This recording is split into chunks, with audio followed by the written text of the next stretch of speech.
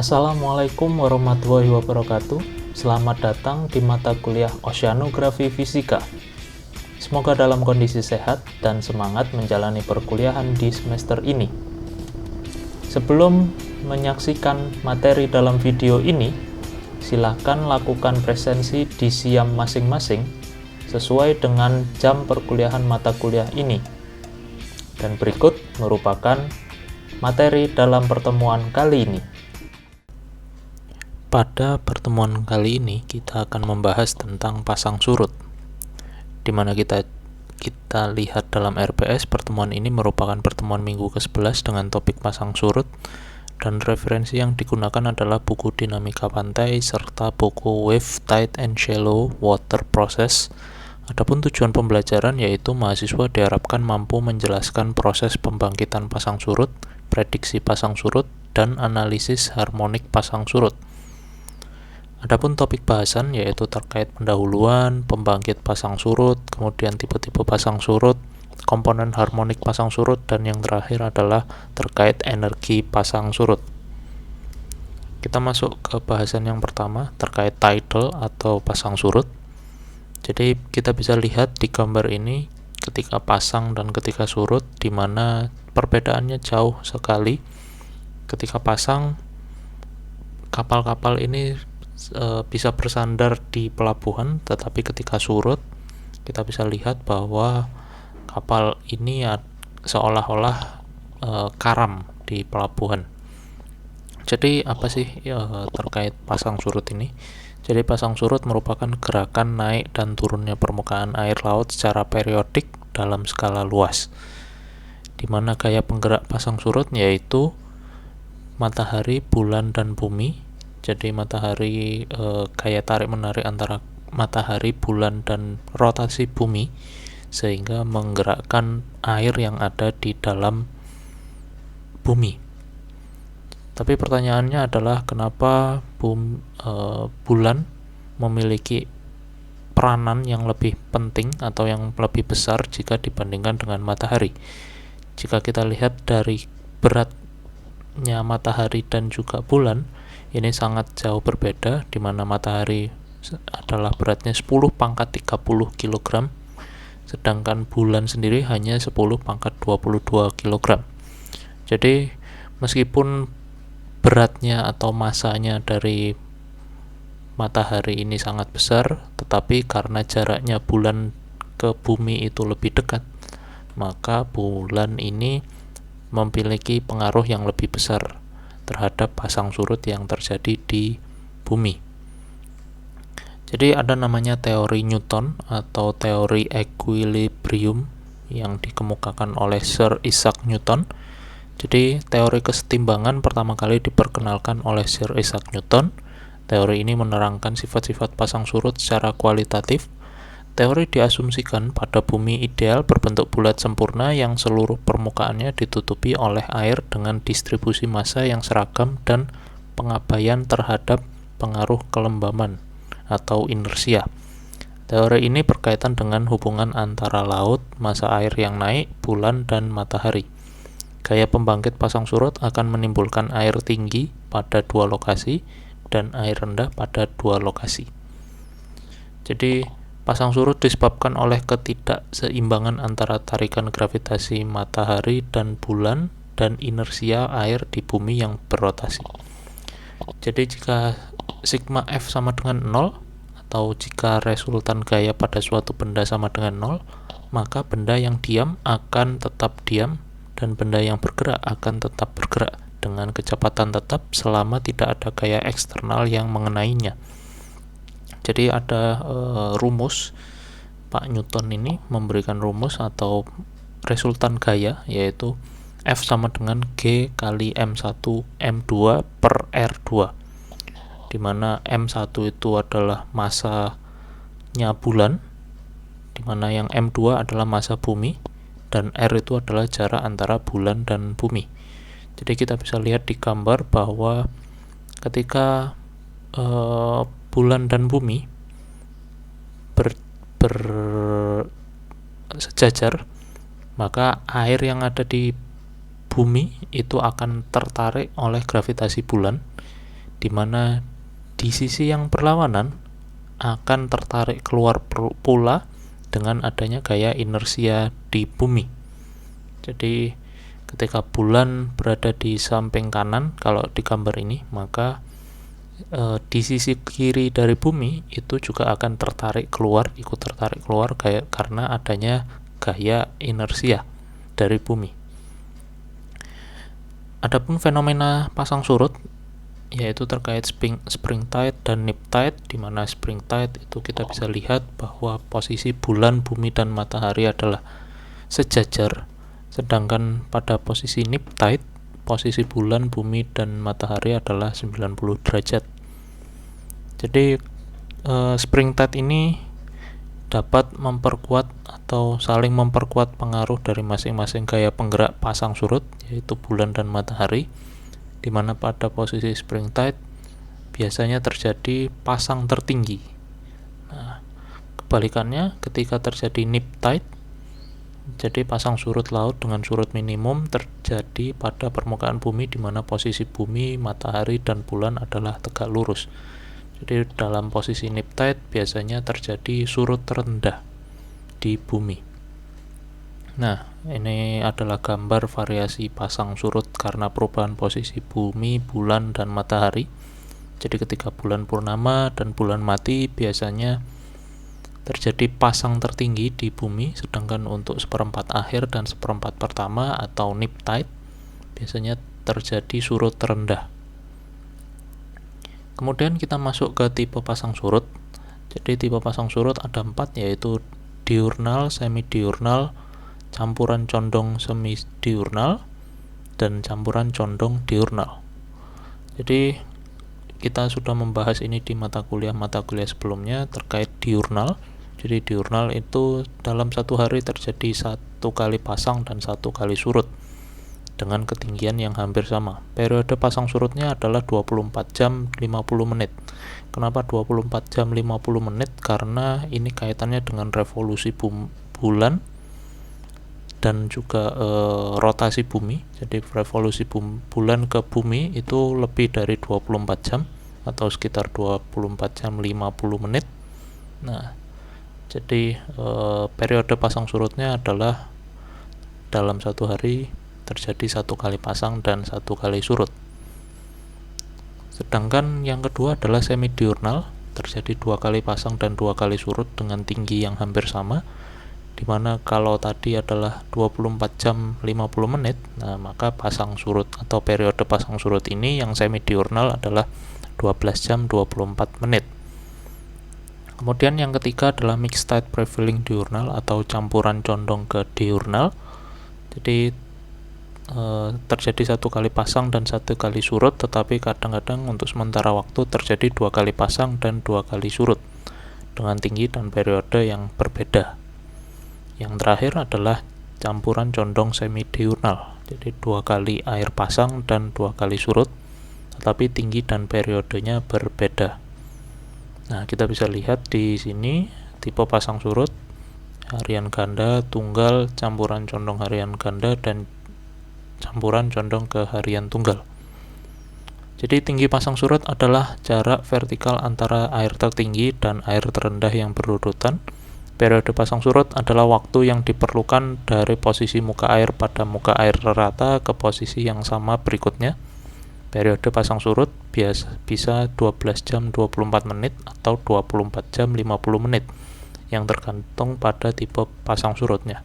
Sekali lagi ini karena adanya revolusi bulan terhadap bumi yang waktunya adalah 24 jam lebih, 24 jam 50 menit. Pada saat muka air naik disebut pasang, sedangkan pada saat air turun disebut surut. Variasi muka air menimbulkan arus yang disebut dengan arus pasang surut yang mengangkut massa air dalam jumlah sangat besar.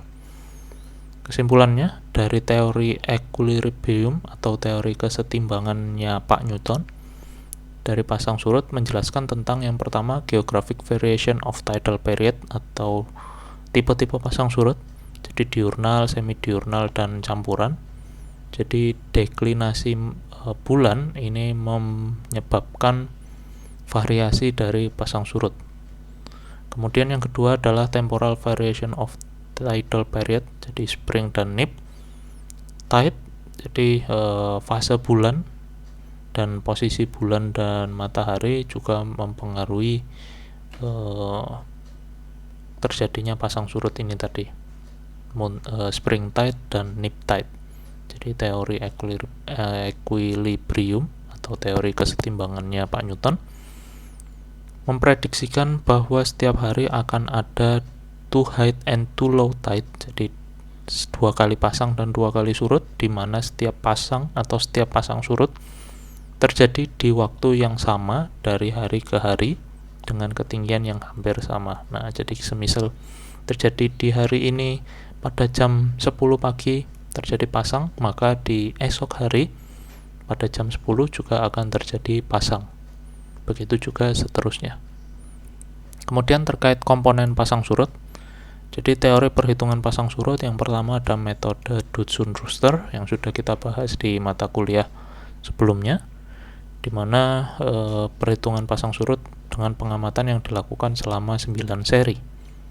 Kemudian metode yang kedua adalah metode Admiralty, merupakan metode pembanding, di mana cara ini digunakan untuk menentukan permukaan air laut rata-rata dengan 4 komponen penting pasang surut, S2, M2, O1, K1. Dan untuk komponen harmonik pasang surut ada bermacam-macam dengan simbol yang bermacam-macam pula. Kita bisa lihat di tabel ini.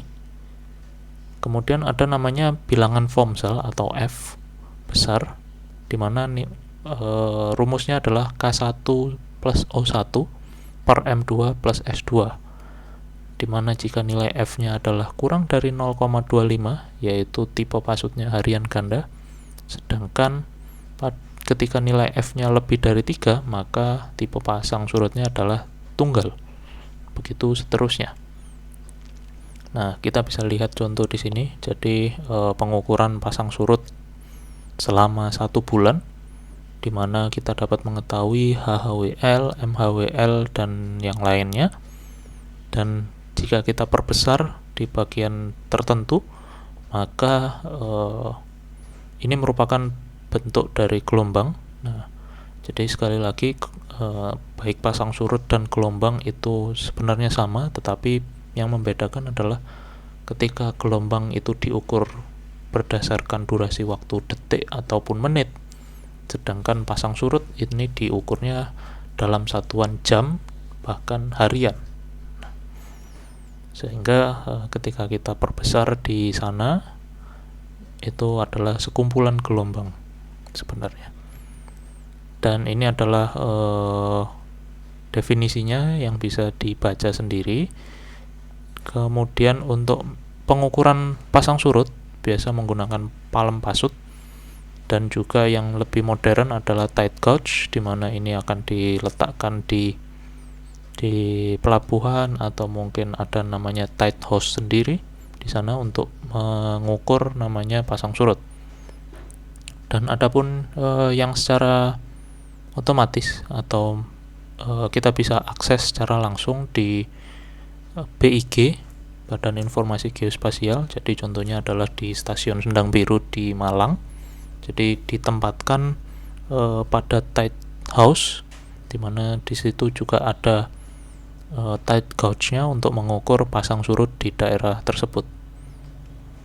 Kemudian ada yang lokasi di dunia yang memiliki pasang surut tertinggi atau perbedaan ketika pasang dan surut tertinggi, yaitu ada di Bay of Fundy.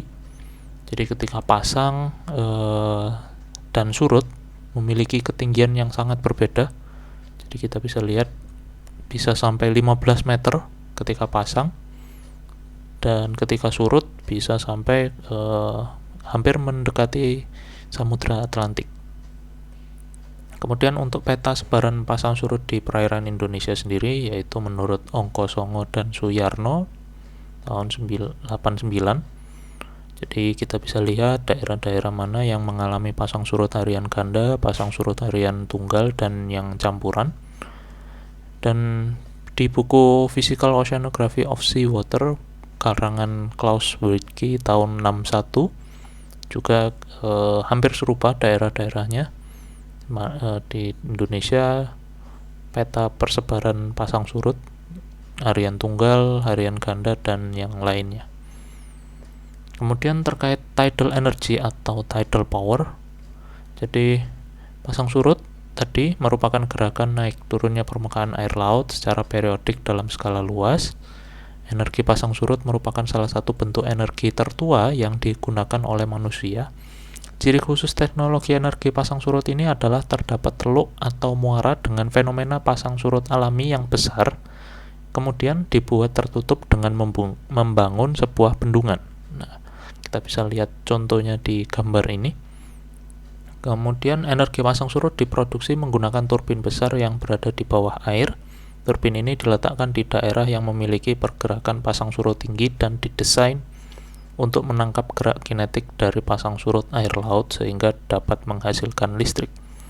Salah satu bentuk energi baru terbarukan. Nah, jadi pemilihan lokasi pembangkit listrik tenaga pasang surut, yang pertama rentang pasang surut rata-rata. Jadi semakin tinggi rentang pasang surut, maka lokasi tersebut semakin bagus. Kemudian kelayakan dari penutupan cekungan bendungan dan konstruksi pembangkitnya. Jadi rasio antar lebar muara dan luas permukaan penampung, alam, dan kedalaman dasar yang dibutuhkan. Kemudian yang ketiga, dampak lingkungan disesuaikan dengan kegiatan yang ada di sekitar seperti memancing, fasilitas pelabuhan, pariwisata, dan lain-lain. Nah, lokasi-lokasi dengan perbedaan pasang surut tertinggi di dunia. Jadi yang paling tinggi memang terjadi di Bay of Fundy yang ada di negara Kanada. Rentangnya adalah sekitar 16,2 meter. Jadi ketika pasang dan ketika surut sangat berbeda. Nah, kemudian ada juga di negara Inggris, Prancis, Argentina, Rusia, dan negara yang lainnya. Kemudian terkait teknologi dari tidal energy. Jadi kita bisa lihat di bawah bendungan ada semacam kincir atau pembangkit di sana, turbin yang digunakan untuk memutar turbin tersebut, memutar aliran air pasang surut sehingga akan menghasilkan listrik. Nah, di sini ada video bisa disaksikan. Tidal power. Tidal power is a form of hydropower that converts the energy from the natural rise and fall of the tides into electricity. Tides are caused by the combined effects of gravitational forces exerted by the moon, the sun, and the rotation of the earth. Tidal plants can only be installed along coastlines. Coastlines often experience 2 high tides and 2 low tides on a daily basis. The difference in water levels must be at least 5 meters high to produce electricity. Tidal electricity can be created from several technologies, the main ones being tidal barrages, tidal fences, and tidal turbines. Tidal barrages are the most efficient tidal energy sources. A tidal barrage is a dam that utilizes the potential energy generated by the change in height between high and low tides. This energy turns a turbine or compresses air, which in turn creates electricity. Tidal fences are turbines that operate like giant turnstiles, whereas tidal turbines are similar to wind turbines, only underwater. In both cases, electricity is generated when the mechanical energy of tidal currents turns turbines connected to a generator. The generator produces electricity. Ocean currents generate relatively more energy than air currents because ocean water is 832 times more dense than air and therefore applies greater force on the turbines. Tidal power is easy to install and renewable, having no direct greenhouse gas emissions and a low environmental impact. Because the ocean's tidal patterns are well understood, tidal energy is a very predictable energy source, making it highly attractive for electrical grid management. This sets it apart from other renewables that can be more unpredictable. However, adoption of tidal technologies has been slow, and so far the amount of power generated using tidal power plants is very small. This is due largely to the very specific site requirements necessary to produce tidal electricity. Additionally, tide cycles do not always match the daily consumption patterns of electricity and therefore do not provide sufficient capacity to satisfy demand. That's tidal power. Kemudian kita masuk ke rumus energi pasang surut. Jadi perhitungan energi pasang surut adalah E sama dengan G dikali Rho dikali A dimana bisa disederhanakan yaitu 0,5 kali G kali Rho kali A kali H kuadrat, dimana E itu adalah energi potensial, G itu percepatan gravitasi, Rho itu adalah densitas air laut atau P ya. Kemudian A itu adalah luas air laut yang ditampung, sedangkan Z itu adalah koordinat vertikal dari permukaan laut, dan H itu adalah amplitudo saat pasang saat pasang ketinggian tertinggi. Kemudian ada namanya rumus energi kinetik setengah mv kuadrat, di mana energi kinetik satuannya joule, massa m itu adalah massa, satuannya kilogram, V itu adalah kecepatan aliran air dengan satuan meter per detik. Dan advantage dan disadvantage, jadi keuntungan dan kelemahan dari tidal energy, yaitu memiliki daya energi yang konsisten karena pasang surut bergerak secara konstan sepanjang hari sehingga mampu menyediakan listrik secara konsisten, termasuk bentuk energi terbarukan dapat mengganti energi dari fosil, bebas polusi, hanya mengambil potensi pasang surutnya. Energi pasang surut mampu tidak melepaskan gas rumah kaca atau polutan. Disadvantage-nya, terjadinya perubahan ekologi pesisir yang berpengaruh terhadap bidang perikanan, ekonomi, sosial, dan kelautan. Hewan laut dapat terganggu oleh baling-balingnya, biaya investasi awal dan pemasangan kabel listrik bawah air yang besar, serta berkurangnya area perkapalan dan rekreasi. Dan itu, terima kasih. Begitulah materi dalam pertemuan kali ini. Jika masih ada yang dibingungkan atau ingin ditanyakan, silahkan tuliskan komentar di bawah video ini. Terima kasih. Wassalamualaikum warahmatullahi wabarakatuh.